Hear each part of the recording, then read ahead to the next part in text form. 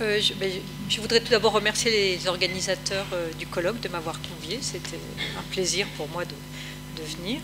Et j'ai eu l'occasion de parcourir une moitié de France enneigée, ce qui n'était pas désagréable. Voilà. Donc, en fait, mon point de vue est celui d'une sociologue. Je commencerai par vous rappeler que ce qui est donc nouveau avec l'AMP, c'est que la médecine élabore une thérapeutique avec une visée nouvelle qui est la procréation. Donc désormais, il n'est plus nécessaire à un homme et à une femme de recourir à l'acte sexuel pour avoir un enfant. C'est par conséquent une remise en cause profonde de la représentation de ce qui pouvait apparaître comme intangible, à caractère divin, et donc en sorte que la nature n'est plus un ordre. Les repères anthropologiques qui en France se fondent largement sur des référents empruntant à la morale chrétienne, reposant donc sur ce principe d'un ordre naturel, s'en trouvent bouleversés. Comment, dans ce contexte, fonder d'autres règles morales face au bouleversement des repères anthropologiques traditionnels induits par ces techniques? Sur quels repères se fonde cette éthique? Est-ce qu'elle est régie par des principes moraux qui empruntent aux normes religieuses? Comment est-elle mise en acte par les praticiens, mais aussi par les couples qui demandent l'AMP? Et comment peut-on faire de l'éthique sans tenir compte de la variable religieuse, a fortiori sans doute dans l'espace laïque qu'est l'hôpital? Donc vous l'avez peut-être compris, donc moi j'ai mené une enquête sociologique que je poursuis en fait, c'est-à-dire une enquête de terrain de type ethnographique, c'est-à-dire que j'observe des consultations dans des hôpitaux. Et le point de départ de mon travail, c'était de saisir justement la place de la religion et des convictions religieuses. En fait, évidemment, je suis restée pour la première partie de cette enquête 10 mois dans des centres hospitaliers et dans un sécos. Évidemment, j'ai bien fait évoluer mon champ d'investigation et j'ai pu voir que la variable religieuse n'était finalement qu'un prisme. Je me suis proposé plutôt d'élargir le spectre des interrogations pour réfléchir finalement sur les conditions générales de mise en place des bonnes pratiques d'AMP. Donc l'idée de mon travail, c'est de comprendre ce que famille veut dire dans nos sociétés contemporaines, en s'appuyant notamment sur les représentations qui affairent à la notion de désir d'enfant. Donc j'ai observé durant 10 mois 138 consultations, donc qui étaient liées à des questions d'infertilité masculine, féminine, des gens qui étaient en consultation pour des ICSI, des FIV, des inséminations, des IAD, voilà, toutes sortes de choses.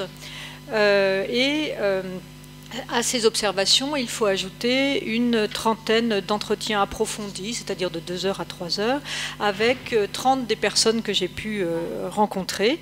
Ces récits de vie avaient pour vocation de recueillir des propos sur le parcours personnel des personnes en matière d'AMP, le déroulement de cette AMP, leurs sentiments par rapport à des questions bioéthiques d'actualité. Donc notamment l'anonymat qui était très prégnant au moment de ce terrain, qui date de 2009-2010. Donc avec tous les débats afférents à la révision des lois de bioéthique. J'ai également mené des entretiens avec le personnel soignant, donc des médecins, des sages-femmes, des assistantes sociales et des psychologues. Dans un premier point, en fait, je me pose la question de savoir si l'éthique à la française n'est-elle que bien fait, point d'interrogation. Donc en France, l'AMP est régie par les lois de bioéthique de 1994, révisée une première fois en 2004. Elle devait l'être ensuite en 2009, et puis les débats n'aboutissent qu'en février 2011. Et le texte définitif de cette loi, dont vous avez peut-être parlé ce matin, ne modifie guère le cadre légal de l'AMP, puisqu'elle est ouverte aux couples hétérosexuels en âge de procréer. La condition de 2 ans de vie commune pour les concubins est supprimée. La technique de congélation ultra-rapide des ovocytes est autorisée, et le donneur de gamètes ne doit pas savoir nécessairement procréer. Les 2 décrets d'application pour ces 2 dernières choses n'étant pas encore passés. Donc je dirais qu'il y a une espèce de statu quo qui donne à voir des normes morales que l'on peut qualifier somme toute de traditionnelles. En même temps, ce statu quo est déploré par certains acteurs, puisque l'assouplissement demandé n'a pas eu lieu en dépit de l'ouverture qui était prônée par des experts. Et donc ce qui m'a intéressé moi, c'est que les patients que j'ai rencontrés, donc couples hétérosexuels en AMP dans des centres hospitaliers, se sont fait parfois les relais de ces experts et qu'ils sont bien souvent ouverts à une tolérance accrue en matière de l'ouverture de l'accès à l'AMP et d'autorisation du recours à certaines pratiques telles la gestation pour autrui. Donc face à ces nouvelles technologies de reproduction et leur potentiel, comment les patients vont-ils forger leur éthique ? Je dirais que devant les bouleversements induits par l'AMP, les patients sont, répondant d'ailleurs en cela aux techniques et aux normes proposées par la loi d'un côté, mais aussi par les soignants, puisqu'il y a des tas de choses qui ne sont pas dans la loi, mais qui sont faites par les soignants, notamment par exemple l'appariement, la question de l'appariement dans des dons de gamètes, ces patients sont des acteurs de fabrication de normes éthiques. Ce dont je me suis aperçue, c'est que cette éthique, elle est tout à fait pratique, et qu'il s'agit de savoir comment concrètement ils réagissent aux propositions qu'elles soient faites. Donc c'est ce qu'on appelle une morale de situation dont on peut voir qu'elle est délimitée. Et je dirais que les acteurs de l'AMP, du moins ceux que j'ai rencontrés, ne sont pas prêts à faire n'importe quoi, qu'il s'agisse des médecins d'ailleurs ou des patients. À cela, il faut quand même ajouter, donc moi j'ai vu des couples hétérosexuels en AMP, que bien évidemment les exclus de l'AMP érigent eux aussi des barrières morales, et c'est notamment le cas des militants pour une GPA éthique et le cas de certaines associations américaines mais aussi françaises. Donc pourquoi alors cette crainte du n'importe quoi, de la disparition de la notion d'éthique, du règne de l'individualisme et de l'égoïsme, d'une politique de l'eugénisme, qui sont donc des formules qu'on a pu voir dans le débat public ces dernières années, et qui font écho, par exemple, à Jürgen Habermas, qui va parler de la menace d'un nouvel eugénisme qualifié de libéral.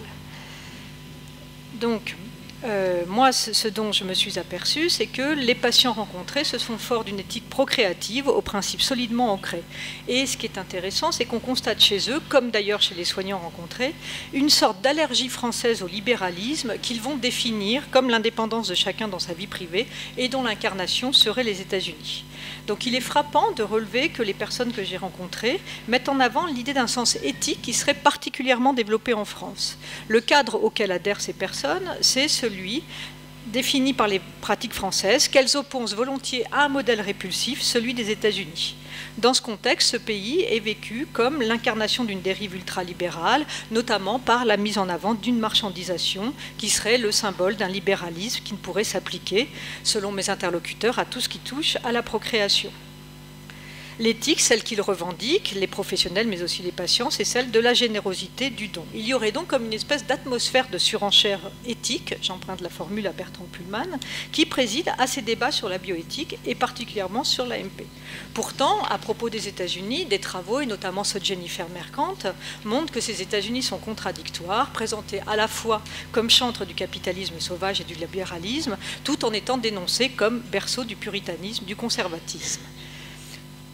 Et donc, je la cite également, le modèle américain n'en est pas un, ni dans un sens, ni dans un autre. Alors, ce discours qui va opposer une France éthique aux États-Unis, donc le royaume du libéralisme et de la marchandisation, est souvent le fait des personnes que moi j'ai rencontrées quand ils abordent des sujets comme la rémunération des donneurs, la question de l'anonymat, le choix des caractéristiques, mais surtout la GPA. Donc ils opposent un modèle français respectueux de tous à un modèle américain, le pays où il ne fait pas bon vivre, selon la formule employée par l'un des hommes que j'ai rencontrés. Donc cette absence d'éthique, elle est précisément liée, dans l'esprit de mes interlocuteurs, à ce qu'ils qualifient de marchandisation, de commercial. Cette femme m'explique que, par exemple, l'AMP, il ne faut pas que ça devienne un business comme aux États-Unis. Il faut des textes pour encadrer vraiment cette pratique, il faut encadrer. Donc ce qui est intéressant dans ce contexte, c'est de souligner que cette marchandisation à l'américaine est mobilisée par les patients pour structurer un discours sur ce qu'est, selon eux, la véritable éthique. Donc je relève là encore que cela est surtout vrai de ceux qui sont autorisés à s'inscrire dans des parcours d'AMP au sein de l'hôpital français et qui n'en seraient sans doute pas tout à fait de même chez des couples qui ne peuvent y avoir accès dans les conditions légales imposées par la France. À propos de la commercialisation, nombre de mes interlocuteurs m'expliquent par exemple qu'il leur serait difficile d'acheter des gamètes dont le prix varierait selon le donneur, comme cela est possible aux États-Unis. Non, vraiment, je ne me vois pas faire l'achat d'un ovocyte sur catalogue, c'est très bizarre, me dit cette femme. Alors ce catalogue, il en sera beaucoup question dans les entretiens, et notamment à propos de cette possibilité ou non de choisir les caractéristiques du donneur. Donc les personnes que j'ai rencontrées sont à l'unanimité opposées à une telle pratique, dans une dénonciation à la fois du caractère artificiel du geste qui achève de dénaturer l'acte procréatif, mais aussi dans un souci de ne pas marchandiser les corps. En même temps, me dit une femme, tout ça c'est un peu hypocrite car dans la vie, quand on choisit la personne avec qui on va faire ses enfants, c'est sûr qu'on va faire en sorte qu'à nos yeux du moins, il soit beau et intelligent. Donc introduire un rapport marchand pourrait également porter atteinte à l'intégrité morale dont il se prévale. Le désir d'enfant, si fort soit-il, ne peut justement se monnayer, semble-t-il dire. Cet enfant du désir, à les entendre, ne peut être donc ramené au statut de marchandise. Pourtant, certains n'hésiteraient pas à se rendre en Espagne, par exemple, où ils peuvent acheter des ovocytes. Mais cette option serait prise, m'assure-t-il, en dernier recours, et ils me disent tous aussi qu'ils n'iraient pas n'importe où. Les médecins le savent d'ailleurs, qui parfois sont prêts à donner des adresses de centres qu'ils connaissent en Europe, notamment en Grèce ou en Espagne.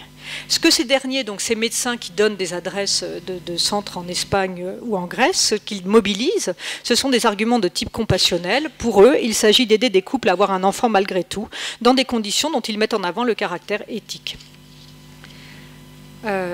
Donc c'est surtout, c'est ce que je vous disais d'entrée, à propos de la question de la gestation pour autrui, que les personnes rencontrées, qui parlent d'ailleurs de mères porteuses, déplorent ce qu'elles qualifient de marchandisation.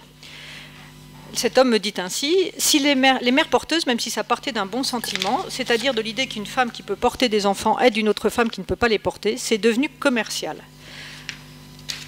Donc pourtant, même si selon leur dire, si elle n'y aurait pas recours, la majorité des personnes que j'ai rencontrées sont favorables à la légalisation de la GPA pour éviter justement trop de dérives, comme elle le répète à l'envi. Cette femme me dit, par exemple, si les mères porteuses, c'est pour profiter de la misère des gens, là je m'y oppose. Donc en me parlant d'exemples d'Ukrainiens, d'Inde, en me citant toutes ces pratiques.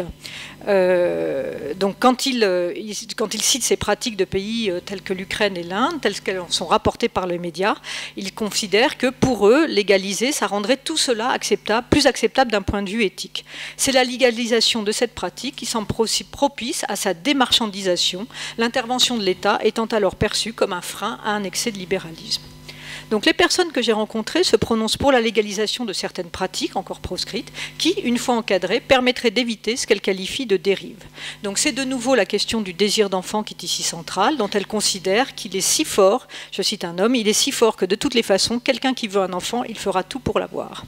Moi, dans ces conditions, je pense qu'il vaut mieux encadrer pour que ce désir d'enfant ne soit pas du grand n'importe quoi. Donc dans ce contexte, ça sera l'objet de mon second et dernier point, comment mes interlocuteurs envisagent-ils la famille contemporaine ? Donc si aujourd'hui l'enfant fait la famille, j'emprunte la formule à Ulrich Beck, quelle est justement la conception de la famille que développent ces soignants et ces patients? Sur quelle référence ancrent-ils leur représentation de cette institution? Cette famille à laquelle mes interlocuteurs aspirent, puisqu'ils sont là pour avoir un enfant, c'est selon leur dire modifiée par rapport à ce qu'elle était encore il y a quelques décennies. Cette femme constate ainsi, aujourd'hui il y a les familles monoparentales, les familles recomposées et d'autres types de familles. En somme, même s'il semble plus attaché à la filiation biologique, dont témoignent d'ailleurs les réticences à l'égard de l'adoption, qui est envisagée le plus souvent en dernier recours, les gens qui recourent à l'adoption en général ont un parcours d'AMP derrière eux, et donc les patients moi, que j'ai rencontrés sont ouverts dans leur ensemble, et à l'exception quand même néanmoins des plus religieux d'entre eux, aux reconfigurations familiales contemporaines. Ces candidats à l'AMP considèrent qu'ils participent de ce nouveau mode de faire famille, et se déclarent donc dans leur ensemble assez ouverts à des mutations conséquentes en matière de parenté. C'est tout d'abord par une forme d'empathie, souffrant eux-mêmes de leur infertilité, qu'ils ouvriraient par exemple l'accès de l'AMP aux couples de femmes homosexuelles. C'est ce que m'explique cet homme. Il n'y a aucune raison qu'on refuse ce droit aux femmes homosexuelles. Ce ne sont pas de plus mauvais parents que des parents hétérosexuels traditionnels. Oui, maintenant je suis ouvert à cette idée. Il n'est pas impossible aussi que l'évolution de ma position sur ces sujets soit liée aux difficultés rencontrées par moi et mon épouse pour avoir des enfants. Peut-être que d'avoir eu des difficultés, peut-être que d'avoir recours à la PMA m'a fait réfléchir à tout cela et m'a fait évoluer sur ces questions. Donc les vifs débats, bien sûr, autour du mariage pour tous qui a finalement été voté et mis en application en avril l'an dernier, et les affrontements ont montré que cette question divisait l'opinion comme les différentes fractions politiques. Du côté des personnes que j'ai rencontrées, c'est au nom d'une universalité du désir d'enfant qu'elles ouvriraient justement l'accès à l'AMP aux couples homosexuels. Cette femme me dit ainsi, parce qu'il y a un désir et que ce désir c'est l'essentiel, un enfant qui est désiré, il sera bien élevé quoi qu'il en soit par des parents qu'il aime. Ce qui est fondamental, au dire de mes interlocuteurs, c'est qu'il y ait de l'amour. C'est cette condition qui l'emporte. Et ces mentions récurrentes de l'amour, qui est un terme qui revient souvent dans les entretiens que j'ai faits, de l'importance, de l'affectif, montrent aussi comment le sentiment est quelque chose qui est désormais tout à fait valorisé, et ce que montrent d'ailleurs les travaux de sociologie de la famille. Alors ceux qui vont être opposés à l'accès à l'AMP pour les couples homosexuels sont bien souvent ceux qui revendiquent une appartenance à une pratique religieuse, fondant justement leur argumentation sur cette idée d'un ordre naturel dont je vous parlais en introduction. On peut aussi ajouter à cela qu'ils se situaient pour la plupart à droite de l'échiquier politique. Ça ne veut pas dire qu'il y a une causalité, mais en tous les cas c'est un constat, c'était comme cela. À une exception près, tous les catholiques que j'ai rencontrés étaient tous hostiles à l'ouverture de l'AMP aux couples homosexuels. Quand je dis les catholiques rencontrés, c'est ceux qui m'ont déclaré pratiquer. C'est par exemple le cas de cet homme qui me dit « Le bon réceptacle pour un enfant, c'est un homme, une femme. S'il n'y a pas un père, une mère, un homme, une femme, ce n'est pas bon sur l'enfant. » Ce qu'il invoque, c'est l'intérêt de l'enfant dans une structure qui respecte un ordre symbolique à ses yeux légitime, fondé sur le mariage. Et du même coup, il est également contre l'adoption par des couples homosexuels. Ces croyants peuvent aussi dénoncer ces possibilités comme symptomatiques de l'égoïsme et de l'individualisme qui régnerait dans nos sociétés. En revanche, donc, mis à part le cas de cet homme qui était opposé à tout, ces pratiquants peuvent être favorables à l'adoption en disant qu'il y a tellement d'enfants dans le monde qui ont besoin d'amour qu'après tout, il vaut mieux qu'ils soient élevés par un couple d'homosexuels qui restent tout seuls dans des orphelinats.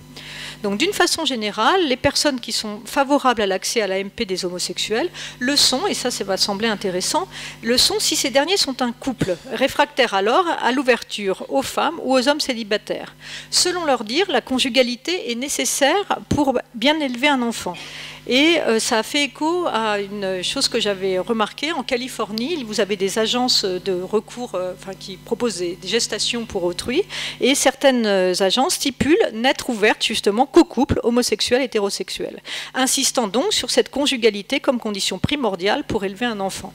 Donc ce faisant, mes interlocuteurs mettent en avant, même s'il s'agit de couples homosexuels, des représentations normatives de la famille. C'est le cas de cet homme qui me dit « Du moment qu'il y a une cellule familiale, je suis pour. S'il y a deux personnes, même si ce sont des homosexuels, je suis d'accord. » Et ces représentations normatives, elles se retrouvent chez ceux qui vont considérer que pour bien grandir, un enfant doit pouvoir évoluer dans un univers familial où hommes et femmes se côtoient, et qui parlent d'ailleurs souvent, dans ce même, donc ils insistent sur la conjugalité et également sur la nécessité de référents de deux sexes.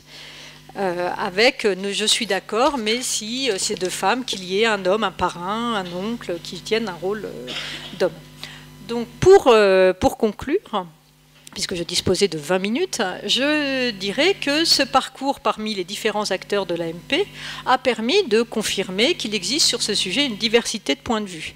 Dans les termes définis par la loi française, il n'y a de fait finalement ni vérité établie, ni dogme s'imposant à tous. Il y a néanmoins, me semble-t-il, des repères communs. Ce sont ceux-là qui sont à l'œuvre dans l'éthique en acte, forgée dans le cadre de ces parcours. Comment, dans une société marquée par la sécularisation, l'individualisation des comportements, échafauder des repères communs?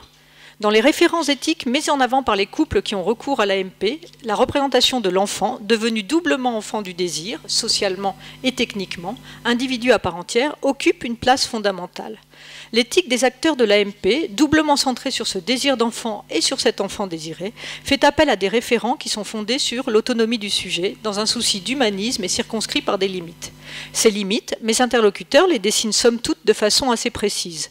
S'ils se félicitent des progrès de la médecine, ils déclarent être plus que sceptiques devant tout ce qui peut porter atteinte à l'autonomie du sujet, craignant par exemple l'irruption de ce qu'ils considèrent comme relevant de l'eugénisme. Et encore à Jürgen Habermas qui se demande « Avons-nous le droit de disposer librement de la vie humaine à des fins de sélection ?»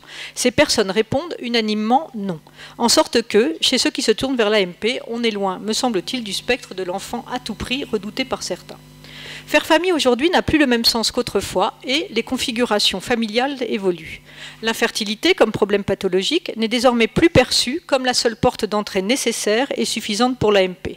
C'est en ce sens qu'il faut comprendre les demandes d'ouverture à son accès pour d'autres que des couples hétérosexuels, couples homosexuels ou femmes célibataires. Pour autant, ces demandes exigent, et tous ceux qui s'en font les porte-parole insistent là-dessus, qu'elles soient encadrées et régulées. C'est cela aussi d'ailleurs qui permettra aux protagonistes de l'AMP de garder la maîtrise d'actes qui sinon les renverraient à des possibles illimités.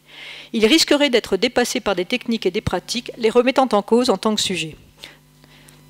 S'épanouir, transmettre le souci d'une certaine éthique justement, telles sont les exigences de ces couples recourant à l'AMP qui, au nom même de ces valeurs et de la centralité de leur désir d'enfant, souhaitent les circonscrire dans des possibles raisonnables. Je vous remercie.